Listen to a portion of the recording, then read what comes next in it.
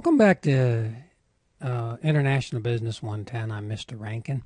Today we're going to touch on Chapter 2. Again, these short videos are just to hit some of the highlights of the learning objectives for the chapter, and there are 8 learning objectives for this chapter.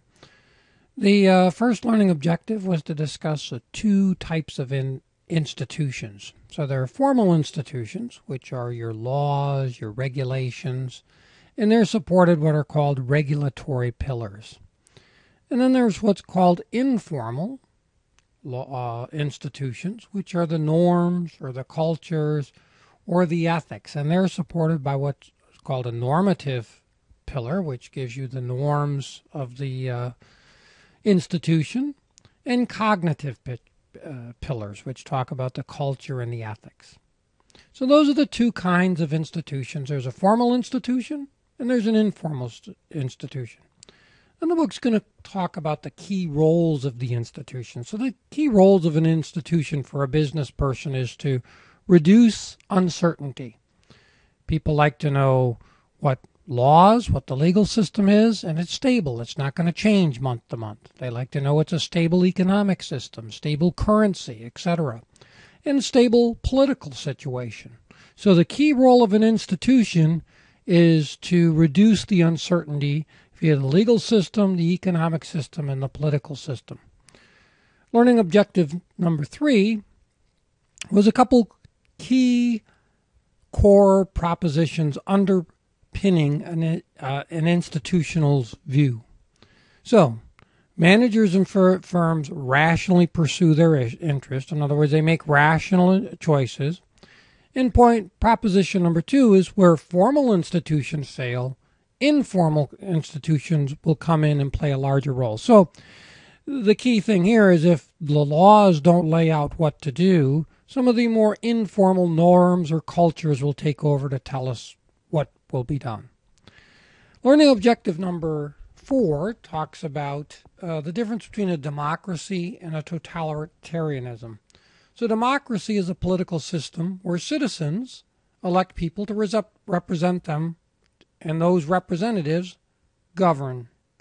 In a totalitarian system, one person or power has absolute control over the political system. So the book talks about 2 types of political systems. So if we go over to learning objective number 5, a couple kinds of laws. There's civil law, which is from the Roman, oldest, used in about 80 nations today. There's common law, that's what we use in the United States, English in origin. It's used by almost all English-speaking countries today. And there's theocratic law, which is based upon religious teachings. Objective number 5 talks about the importance of property rights and intellectual property rights. So if we didn't have a system that protected our rights or our property, the system would tend to break down. So we need the institutions to protect that intellectual or that property. So we have patents for inventors, we have copyrights for authors, and trademarks for specific names or brands. You've probably seen a lot of these in your dealings.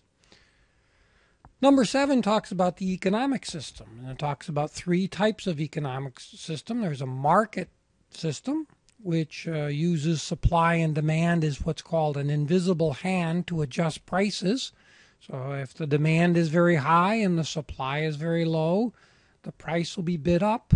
Just the opposite, if demand is low and supply is high, the price will be bid down, and consumers will make their choices based on what's available in the market. A command market is a little bit similar to the former Soviet Unions, where things were state-owned and centrally planned. Most countries' economic systems are a mixture somewhere between the 2 of market and common, a little bit of both. And the last learning objective is to make sure as you go internationally, you understand these institutions, what their laws are, and how you're doing business. And we'll do a couple case studies which show just how important this is. That's the highlights of Chapter 2. Any questions, Mr. Rankin? Have a good week.